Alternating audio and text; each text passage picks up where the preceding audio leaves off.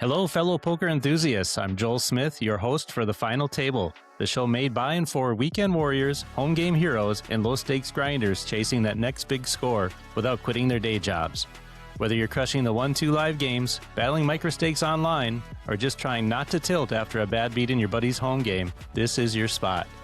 We keep it real, no pro-level GTO solver talk, unless it's simplified for us mortals. Just practical tips, funny stories, and inspiration from players like you who turned a small buy-in into something memorable. Let's get this started.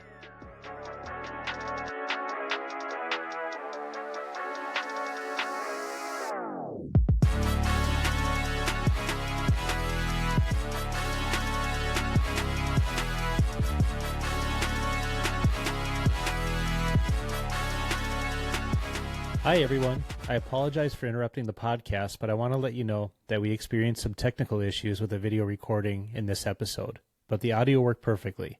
I hope to have the issues cleared up by the next episode. So I apologize to you, the audience, and also to Katie, our guest this week. Now let's get back to the show. Welcome everyone, and please welcome our guest, Katie McLean. She's a local grinder from the state of Illinois, here to share stories of her personal poker journey. Thanks for joining us, and how are you doing, Katie? Good. Thank you for having me. Well, let's start this out by having you tell us a little bit about yourself. Where are you from? I'm from Joliet, little town outside of Joliet, Minooka, Shanahan. That's where I play and host Shanahan, the office. Been here my whole life. Haven't gone far. Do you have family? I do. I'm married, and then I have 3 children. I have a 23-year-old daughter, my oldest, a 14-year-old son, and a 15-month-old. Okay, and do they play cards at all? The 2 oldest do play cards. We play quite often, yes. And what do you do for a living? I work for a revenue cycle company. I manage central scheduling for a few hospitals. I have about 8 hospitals. The schedulers are all overseas, though, in the Philippines, so I'm kind of the liaison between them and the local hospital departments. It's complicated. Yeah, it sounds like it. So central scheduler, like what are you scheduling?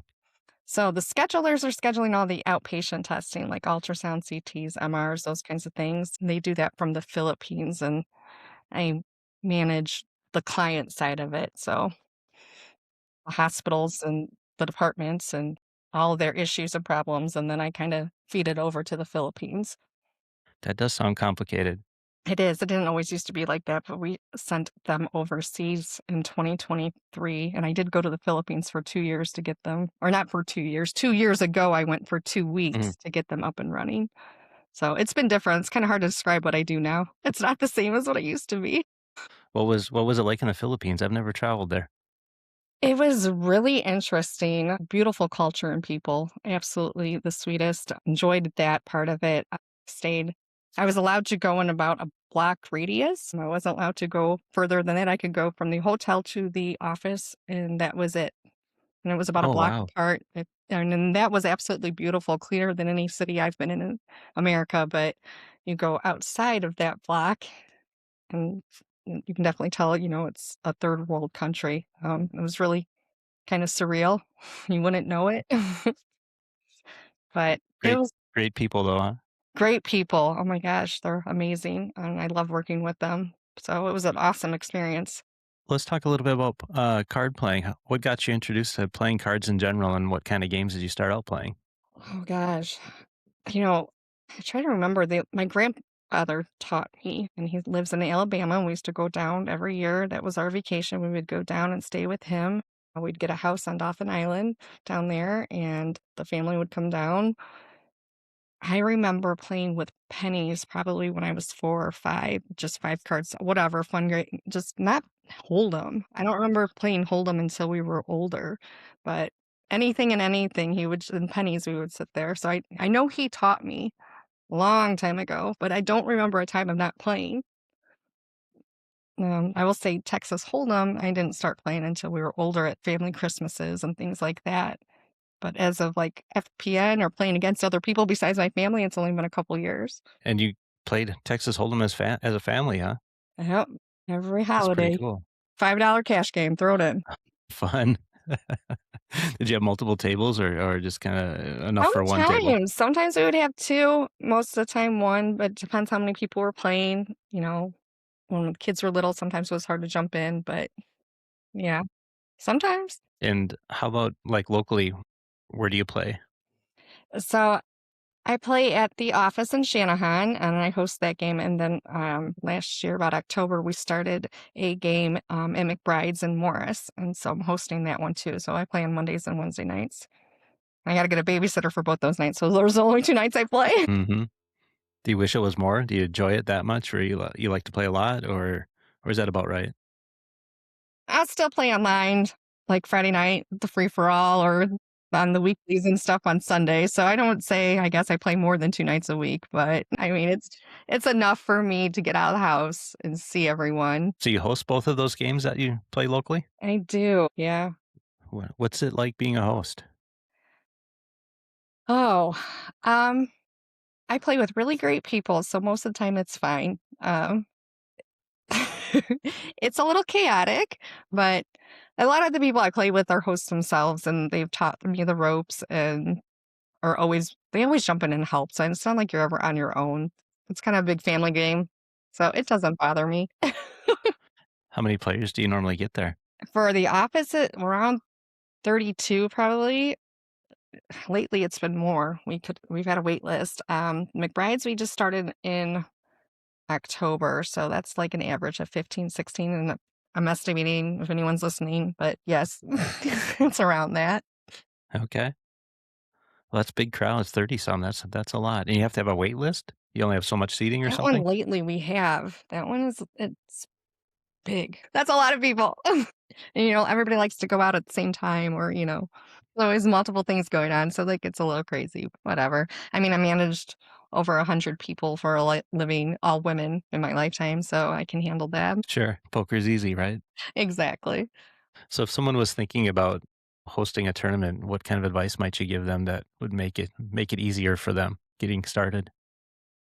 it For me, the scariest part is I never dealt before I started deal hosting, and you kinda have to know how to deal to host because if nobody else wants to do it, guess what? You have to do it. So, I kinda got thrown into it, didn't know that I would be hosting, and it kind of fell into my lap for a certain situation.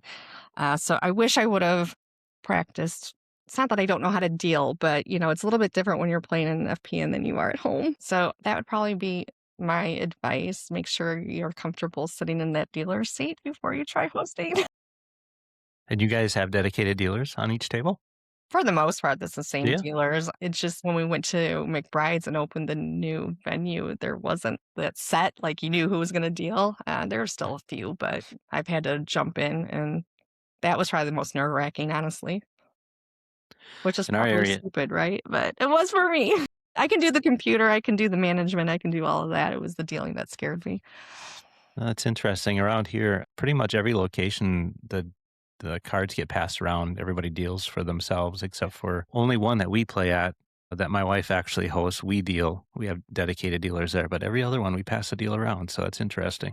Yeah, we don't. Maybe I can make them now. No. Yeah. Oh, there's pros and cons to both ways. Yeah, it's If you have a nice. dedicated dealer, I think it keeps the game flowing probably a bit faster. It does, and they do a great job at it. So Sure. it makes it nice. So let's talk about your FPN tournaments that you play. So you said you play a couple times a week there and some online. Obviously, you had a big score online. I wrote down some notes here. You won the fall season championship with 173 players for a $2,500 World Series of Poker circuit package. I did, Tell which us is about that. crazy. Yeah, I luck was on my side that day for sure. I'm not sure how I pulled that one off. I was just like, "Hey, if I can get to final table, that'll be good," and then it just kept going. The cards just kept coming your way. You know, you can know how to play poker. It's it doesn't matter, but sometimes you just need the luck. The cards gotta come and the cards gotta come no matter what. So, it was just a good day. Is that your biggest score? Yeah. Well, I don't play for cash anyways, like, my husband will, and he'll bring home money, but I don't ever play, so for me, this was a huge accomplishment. Well, congratulations. That's a really cool win. Have you decided where you're going to play that package? Yeah, so Elgin's probably the closest to where I live. It's only about an hour, maybe an hour and 10 minutes away. So I think the April 10th or that first weekend after Easter, I'm going to go up there on that Saturday and play. And they have that's a circuit event, right? So they have Mhm. multiple events that happen over several days, I would imagine, right? Yeah, I'm throwing around if I'm going to do any other ones. Ladies events on Friday, so I might do that one and stay over and then play the Saturday one. I don't know. I'm still deciding. I'm nervous. That's big for me to step outside my comfort zone, but there's a few people that are saying that they probably will go, so I won't be alone. Well, that's great. Yeah, it's nice to have wingmen at things Right. like this. Yeah. So that'll be your first larger event that you've ever played then? Yeah. Yeah, I haven't been I mean, I have gone to Vegas for FPN, but I didn't play when I went, so this for me will but I don't know anybody there, so who cares? Nothing to lose, everything to gain.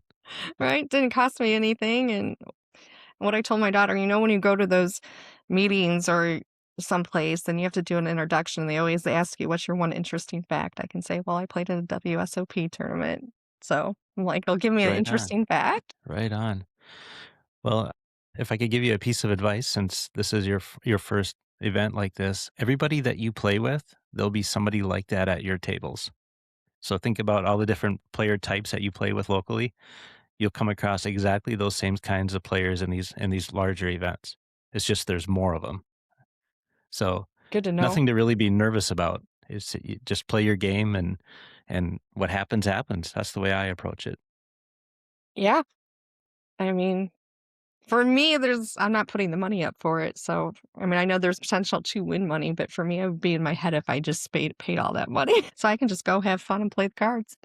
Well, I'll be following along to see how you do. Hopefully, you have a really deep run and have a really more importantly, have a really fun time. Yeah. I mean, that would be lovely. I hope so too, but I'm just going to go and have fun. How have you learned to play the game? Do you watch videos, read books, just play? I watch the people that I play with, and I play with some very good poker players, both sides, and they're very kind, and a lot of them are, if I'm out of a hand, will share or they'll, tell me things. But no, I don't have time to read or watch anything, but I do watch the people that I play with and watch the hands. So I learn something every game. Do you have some names of some of the people that have like done well in FPN that the audience might recognize that you play with regularly? Oh, I'm supposed to say I want to play like Big Pat. What is it, Big Daddy P? I'm supposed to say that because he told me to. Okay. So there, I said it, Pat. Pat McGuire, he did really good from Illinois this last time at FPN. He went the furthest out of us. Nice. Amy and Chris, but I can't say their last name and they're going to kill me. Wajak, whatever it Yeah. is. Sorry. Very good players. Yes. Craig Ashley's with us. We play with Oh, okay. them. I've sat with Craig a number of times. He's Yeah. good too. There's a lot of them and they're going to kill me for anybody that I left out. No, it sounds like you've got a strong crew there. A good bunch of teachers. Absolutely. Amy kinda took me under the wing, she was hosting, and I kinda took over for her and Chris, so they're good friends. Are you competitive by nature? I would say yes. Very competitive. Everything in Oh, our really? Absolutely. Or we make bets on everything in our house. Oh, yeah? Oh, yeah. Has your husband had some success like you've had, or are Ryan's you a the better player? no. No? We'll argue about this, but no, there's no comparison. He did Mm. very well last year in his first time at FPN. I think he ended up placing right at, like, the bubble. He was right before the bubble, and that was the first time Oh, he had ever played, and no, he's way better than me, but he won't say that. do you guys talk about hands and your drives to and from the tournaments and Oh things? gosh, yes. All the time, we break it down or or texting or whatever when he's playing, yeah. It's most of our conversation. But that's what I really started was because he wanted to play, and he had an itch to go do it, and it's like, well, if he's gonna be away from and go do it, then, if you can't beat him, join him, so then I'm like, "Okay, I'll go with you." But I'm so glad that we did do that, and it's turned into so many friendships and people that I couldn't imagine my life without.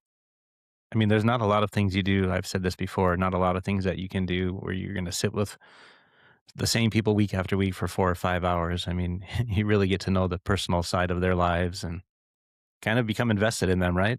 It's more than just playing poker. They're my family, my extended family. I mean, I do. I spend that much time with them. It's like work, you become friends with the people you work with because you're with them all day, but I'm with them a good chunk of the week. Yeah.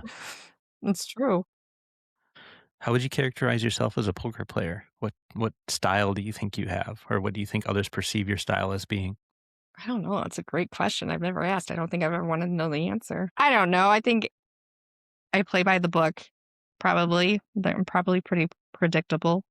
That would be how I would think that they perceive me. I only know how to play one way. But Are sometimes, bl- I don't know. I guess are I'll bluffs part once of they your take me to arsenal? drink. Then I just don't care. Or if I'm not in points, which sometimes, you play differently. I don't know. It's sometimes you're like, whatever. But most of the time I play consistently the same, the way you're supposed to, as they would say. Are bluffs part of your arsenal, or do you kind of shy away from bluffing? I'm not answering that because they don't think I bluff. Now they might think you do once in a while. Right? I just let them What's think what they want to think. It works on my favor. what's the most difficult player for you to play against? Oh gosh. Hmm. The most difficult are the ones that shouldn't be in the hand to begin with, but are just playing and chase and they hit. You can't get them to fall off, even though Yeah, you play or you bet what you should and they just stay and then they end up hitting. It's difficult. And sometimes, hey, that's what they want to do and that's how they play. That's their game. That's fine. But for me, that is frustrating. It's like, you shouldn't be in that hand anyways with those cards. probably the topic of conversation on the ride home. It's a topic of conversation at the table. I hate free poker.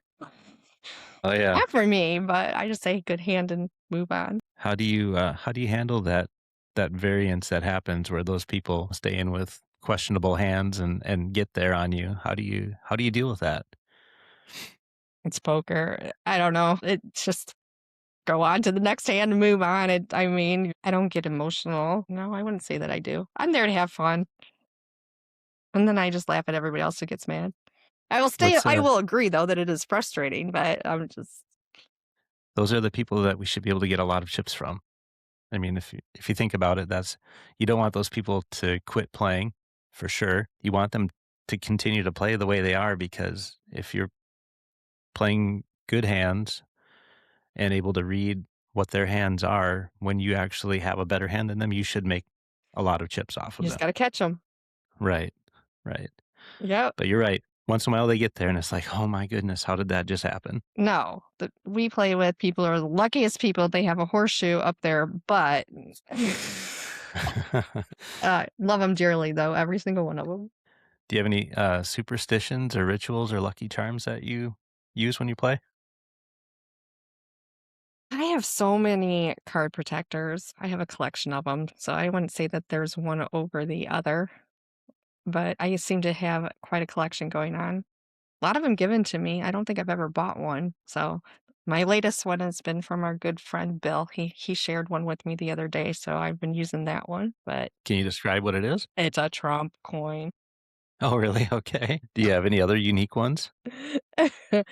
Oh yeah, I have my first one that I have from the first, I don't know, 2 weeks that I started was from our good friend Mike Tassoni, who's married to my cousin. Um, we call him the Candy Man because he's got the candy store and he brings us treats all the time. And just a sweetheart. He had an extra because I didn't have one, and it is a Wonder Woman coin. And that's kind of an inside thing between me and my husband, but he says I'm Wonder Woman all the time. So that was actually probably the one that's most special. It was my first one, and I still have That's it. It's really falling cool. apart out of the case, but I still use that one. That's the OG one. When you look back at your poker journey so far, what's the most proud moment that you've had? Whether it's a win or just a situation in a tournament? So my first win was at the office, and it came down to me and my husband, and I bluffed him on a 2-7 and showed him the bluff, and he just laughed. He does never get mad. He's my biggest cheerleader. But that was fun because we play the 2-7 game at our house. So if you win with the 2-7, you have to pay extra. Everybody's got to pay chips. We weren't at home, but I still wanted to get him on it, and I did. So that was probably sentimental. And then I ended up winning that night. So it was my first win ever, and it was against my husband. I'm like, and everybody was gone. I'm like, nobody's gonna believe that I won, and they're gonna think that you just gave it to me. I'm like, but that was the best. That will be my favorite, and I'll never forget that one.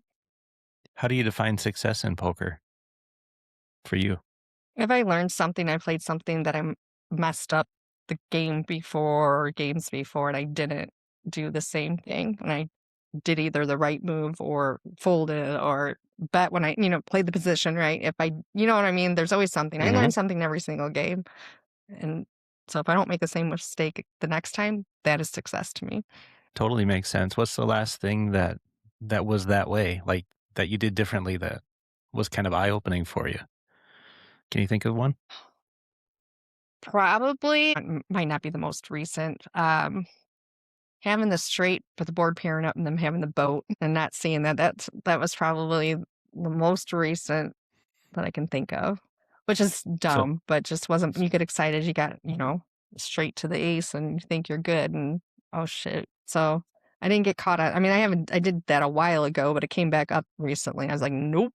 I folded it. It was hard, but I did. you recognize it the second time, huh? Mhm. Yeah, that's a big one. It's easy to lose a lot of chips in that situation. Yeah, but, I mean, they could have been bluffing, but I don't they weren't, no, because that was the other no, that was, like, 2 weeks ago, and they weren't bluffing. Everyone's like, "Oh, I woulda called." I'm like, No." I'm like, "It's board's paired. I'm not doing it." And he ended up showing, and I was right. I'm like, "Hit the person next to you." I'm like, "See, I told you." It's fun to be right. Yeah, I was in that situation, but he could have been bluffing it, but I was like, No." Is poker you and your husband's kind of favorite pastime, or do you have other hobbies that you guys do together? Oh gosh, no. Poker probably is our pastime. I mean, Is we it? have the baby. We just bought a new house too, and we're remodeling, so that's taking up a lot of any extra time. But no, if we have free time, it's poker. So your husband's got a real passion for it too, it sounds Oh like what yeah, you do.